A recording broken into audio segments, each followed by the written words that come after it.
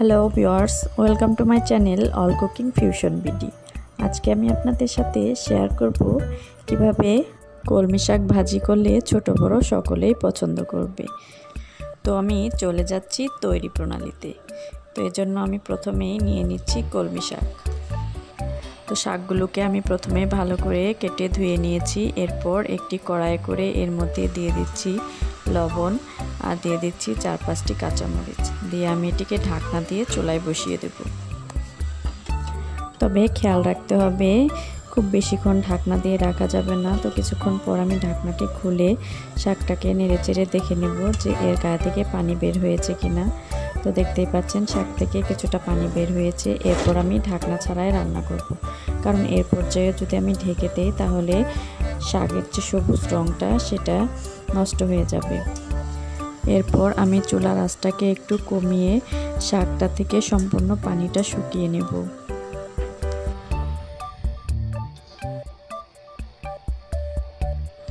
তো এই পর্যায়ে শাকটা সেদ্ধ হয়ে গিয়েছে আর পানিটাও একদম শুকিয়ে গিয়েছে। আমি এখন চুলার থেকে নামিয়ে একটি প্যান বসিয়ে দেব আর এর মধ্যে দিয়ে দেব তেল।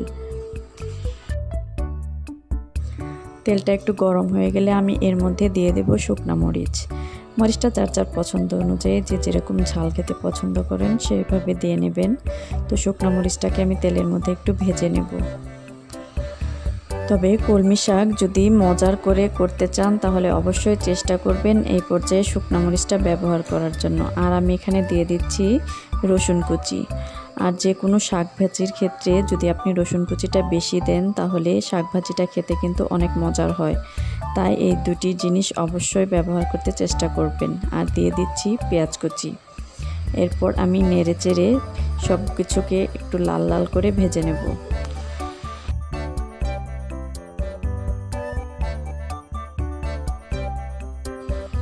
পেঁয়াজ রসুন যখন এই পর্যায়ে লাল লাল হয়ে আসবে তখন আমি এর মধ্যে অ্যাড করব আগে থেকে সিদ্ধ করে রাখা কলমি শাক। এরপর আমি নেড়েচেড়ে খুব ভালোভাবে এগুলোকে পেঁয়াজ রসুনের সাথে মিশিয়ে নেব। এই কাজটি একটু সময় নিয়ে করতে হবে। আর এই পর্যায়ে চুলার আঁচটা কমিয়ে একটু বেশিক্ষণ চুলায় রেখে দিলে এই শাকগুলো একদম ঝরঝরে হবে এবং খেতেও কিন্তু ভালো লাগবে, কারণ পেঁয়াজ রসুনের যে স্মেলটা তা শাকের ভিতরে পৌঁছে যাবে। তোমার শাক ভাজি কমপ্লিট। আমি এখন পরিবেশন করছি। গরম গরম ভাতের সাথে এরকম শাক থাকলে জাস্ট জমে যাবে। আমার ভিডিওটি যদি আপনাদের ভালো লাগে এভাবে ট্রাই করে দেখতে পারেন। আর আমার সম্পূর্ণ ভিডিওটি দেখার জন্য সবাইকে ধন্যবাদ। সবাই ভালো থাকবেন।